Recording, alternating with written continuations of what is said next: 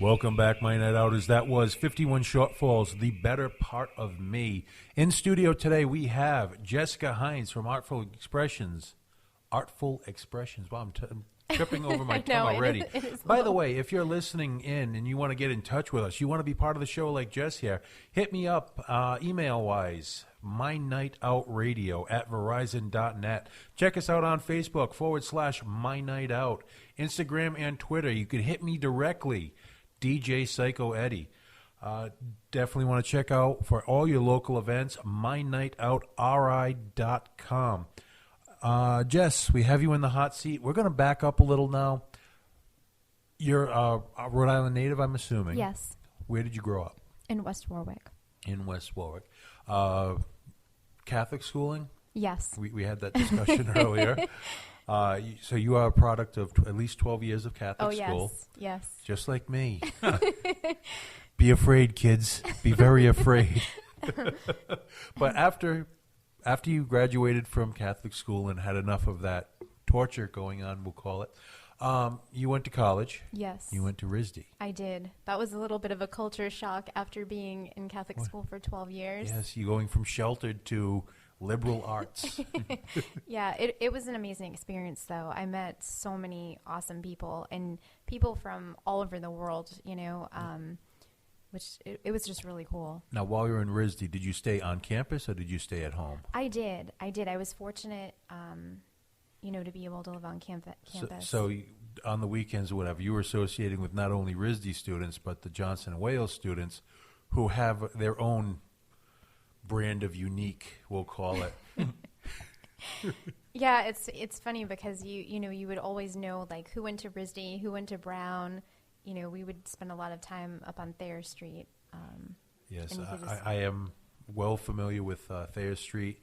And if you were hanging out at Thayer Street, that meant you also either went to Club Babyhead. I never went there. You never went there? No, that is one place I never. That's just showing you how sheltered you were. Well, I remember the roommates that I had. We had this party one weekend, and we literally all sat around and made snowflakes and stuff. So it was the crowd of people that I ended up with were. You hung out with the homebody artistic type people. I did. Yeah. I did not hang out with them. I'm sorry. We hung out with the rowdy ones. But okay, so after RISD, you started teaching. I did shortly after. Now, yes. Did you go to another college after RISD, or you got your teaching degree from RISD? No, actually, there were a couple classes and programs I took while I was at RISD. There was an artist teacher in school, and I really enjoyed that. One thing about when I started in the Catholic school, I knew someone that was there, and I wasn't aware that you didn't need your certification to actually teach in the Catholic school. So I was able to actually start right away, which is pretty amazing. Which also explains a lot from my my upbringing. Oh, no. No certification? But can you swing a ruler? So now you're a teacher at we won't mention any names in case, because I do have a few stalkers already. We don't want to get you started that early. But you are a teacher at a Catholic school, and we'll say it is in Warwick. Yes. Okay. Now, jumping back to Artful Expressions, a year and a half ago, you see the building. Mm-hmm. Let's do this. You ran right in, feet first. Tell me a little bit about that experience of just opening your business from square one. If I think back on it, I guess if I would say, what would happen if, you opened it, people have asked, what was it like, were you scared? It's funny, I guess, because I didn't give it any thought at all and just jumped right in. It didn't even seem stressful. It was really more exciting than anything. And, the whole process was really fun. I didn't really have any major, problems. It's just pretty much making phone calls, talking to people, getting certain licenses, and then, just getting started. And I literally just hopped right in, and I did open Facebook again. I had a Facebook years ago, and then I closed it. I was like, oh, what is this? And social media is critical. Yeah. If people don't know you're there, they're not going to come. Right. Right. Especially in going down. First off, what's your address so people can find you? It's 1191A Main Street. I'm actually, DeRobio's Barbershop shares the same number, so they're 1191 as well, but I'm 1191A. Okay, so if I'm looking at the building, you're on the right. Yes. Okay. Yes. You're I'm thinking trying about to that. think about it. I'm not good with directions. Yeah. Okay. So now,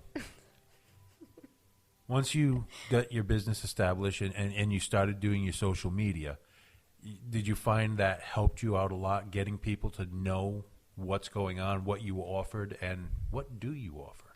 Yeah, it really did help a lot. And, friends and family have been so supportive, sharing everything. I'm so blessed to have people that have been spreading the word for me all the while. And Facebook has been a huge help. And as far as what I do there, I pretty much teach ages five and up for art classes. For younger kids, I usually do like things with their family or their mom and dad or something like that. I do birthday parties for kids. And again, the paint nights. And I've done things like partnering with other businesses. A friend of mine has a Mind and Body Studios in West Warwick. Mary Bradshaw, she was in here a few weeks ago. Awesome. And we're partnering in December. We're going to do another little fun night, with some Zumba and painting. Combine the two for a fun night. Now, I noticed on your site, because as a professional, I skimmed over your site quickly to do my research. You offer the Mommy and Me class. Yes. What's that? That is for kids that are under 5 normally. It could actually be for anyone with their mom, but it's for younger kids who could maybe work on something with their mom, just kind of a little bonding experience. More bonding, but still learning the fundamentals of Yeah, absolutely. And they also get a hand from their mom as well, so it's not like me hanging over them. It's kind of a little experience for them to kind of work together, and I'm just sort of the guide. Okay. And you did say something which piqued my interest. You also do the wine and paint nights, or what, do you have a special name for that, or just a paint night and bring BYOB? Or Yeah, I didn't come up with a catchy title for it because there's so many different names. If you look online, there's like wine and paint and vino, Pino's Palette. There's like all these places that have names. So I figured since I had my art studio name, I would just kind of say paint nights, for adults, and BYOB is definitely. With the group of people that listen to this, you have to be very careful when you say the term for adults. Or BYOB, because someone might roll in there with a keg. Yeah, I was going to hit that later, but because of the type of bands and music that we play and the amount of people that we come in contact with, myself and Tony, we've worked with people who do fetish nights and stuff. So when you bring up the for adults thing, you really have to specify A, dress code, and B, you're only allowed like a half a case of wine or yeah, no, half a box. It's if you have a party of 10 people and they bring a couple of bottles of wine, it's pretty tame, and they'll bring snacks and things like that. I actually have a friend who's come a couple of times, and she's known for bringing a crock pot, which I think is really fun because it just kind of, makes me feel like they're at home there. Yeah.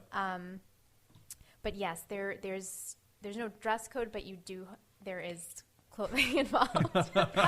There is clothing involved. So it's important.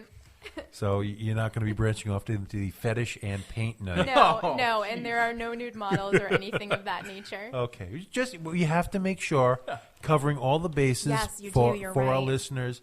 And if my mind went there, and I'm A, haven't had a drink in a couple of days, and B, Catholic schoolboy, if it's popping into my head, there's someone out there tightening up their latex corset, saying, And just a perfect segue into your next song, too. I know. We are going to take a break. The next song is called New Day by the band Bending Over Backwards. I can't make this up. This is My Night Out Radio. We'll be back in a minute.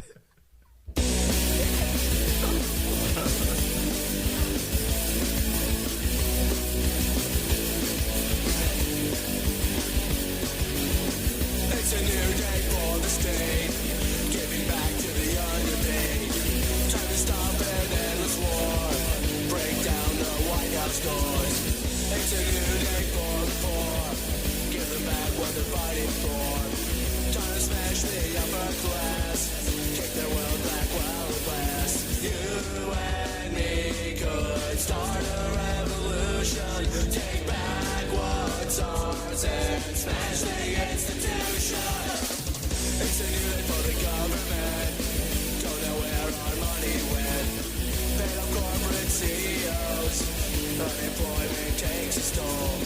Need to fight for the working class. Pick up from a Republican past. Wearing bastards on our backs. Time for the youth to fight back. You and me could start a revolution. Take back what's ours and smash the institution. It's a new day and it's ours. Time to stop all the pointless wars. Realize that the government should do the job it's meant to do. Nothing but sit and stare, like it's a game of truth or dare. What help you fix what's wrong for right? Youth of America's time to fight. You and me could start a revolution.